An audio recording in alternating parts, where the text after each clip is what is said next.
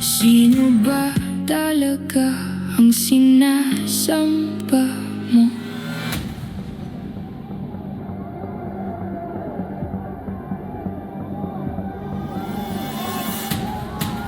Martin maglalaban!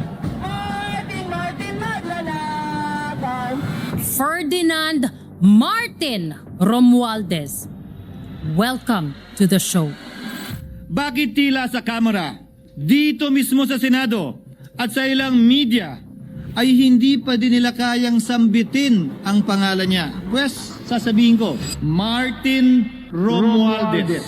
Martin Romualdez. Martin Romualdez. Martin Romualdez. Martin Romualdez. Romualdez. House Speaker Martin Romualdez. Martin Romualdez and Yeda Marie Romualdez. Together, they ran that committee like a sindicato. Now let us address the most absurd accusation of all, that I am supposedly the mastermind of this corruption scheme. How can I be the mastermind?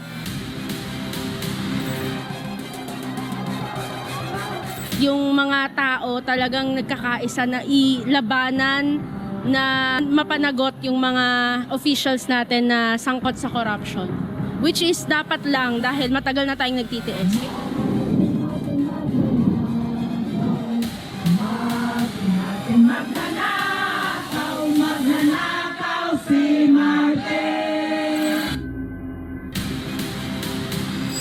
Talaga pong galit na galit. Galit po kami sa mga magnanakaw. Lalong-lalo na po, tayo po ay nagbabayad din ng tax. Sana lumabas na ang hustisya para sa atin.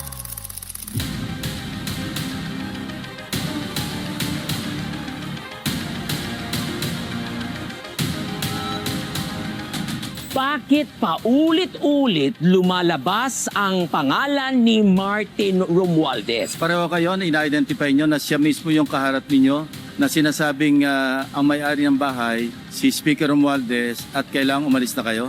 Tama po yun. Tama po. Good job, Ombudsman Boying Remulla. Thumbs down ang travel ni Martin Luther King Romualdez. Pag nakaalis yan, hindi na yan babalik. Bakit yung tinatago? Diba, yun nga yung gusto ng Pilipino na makita paano ba ginagawa niyo dyan sa mga pera namin. One way or another, he will go down. And I will make sure you all go down with him. Pumikit ka man o tumakbo, wala ka nang mapupuntahan. Sumisigaw na ang taong bayan na gustong umalis ka. And on behalf of the entire Philippines, fuck Martin Romualdez. Alino sa liwanag.